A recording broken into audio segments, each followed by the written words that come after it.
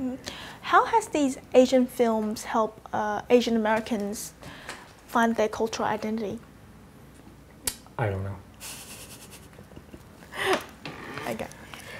Well, let me say the nonprofit media arts organizations came to being because we were looking at movies, we were looking at videos, we were looking at TV, and not seeing ourselves, and not seeing characters that really spoke to us. And where I say I don't know is because I'm fifth generation Chinese American, and my identity is kind of been set for me.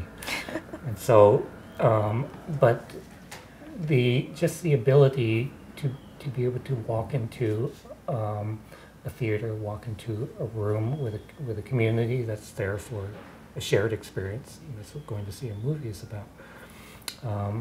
And seeing characters on the screen, or seeing the credits roll and you see names that sound like yours, that could be amazingly empowering.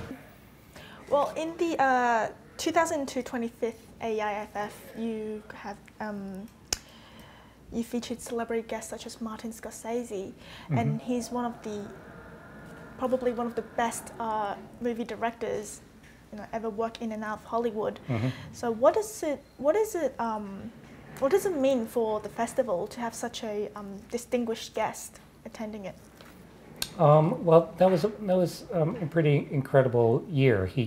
Marty just happened to be in New York. He was working on a project at the time, and it just so happened that his favorite film was called The Cheat, made by Cecil B. DeMille in 1915, and they had just restored a print and had screened it at the Locarno Film Festival in Italy. And the curator, the programmer of our festival had put together that program. Marty chose that film, and he came to present it. And it was really an incredible program, because we screened it in the mid-afternoon on Saturday afternoon, and we had a full audience. And it's a silent film, and so we hired a friend of ours came and did a musical accompaniment to it live, which is the way that they used to do it. And so we expected Scorsese to just come and talk about to introduce the film, but he went on for like 20 minutes on Asian male identity, about the importance of preserving film as a cinema arts, because as you know, he's a professor, and he's also a great collector of film prints. And so so he had amazing reception, and then he saw the program and asked that if we could give him private screenings of some of the films that we showed. But it's always great to be able to have the support of the New York filmmaking community, and to be recognized as being a cultural institution. Christopher, 你是我们王家的代表，我要你穿上这个。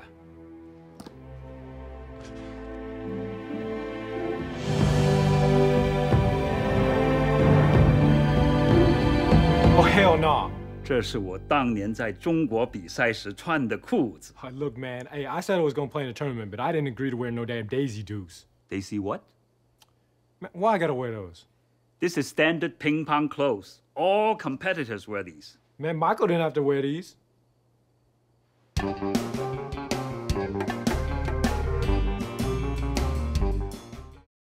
Speaking of Asian male identity, I mean, a lot of Hollywood films now, they still have a lot of Asian stereotypes, such as the exotism of Asian female, the effeminate Asian male, Asian nerds. So, what do you think about them? What do you think about these stereotypes?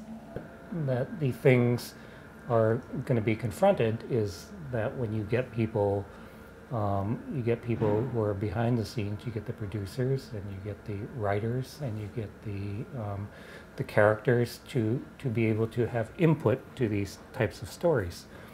For example, we were asked to screen the first Harold and Kumar film, and it's by a director named Danny Lyons, and at that time, the question was, well, he's not a an Asian American, and he didn't write the film, and but when we got to talking to Kaman and John Cho, and the film was going to come out like shortly after the festival, they were saying how when they started working on the film, that that they would have script input. The director would listen to them, and they actually kind of molded the film to reflect more of the characters of Cal and John. Mm-hmm. And so, and I think that it's that kind of sensibility, that kind of awareness that you can really make breakthrough cinema.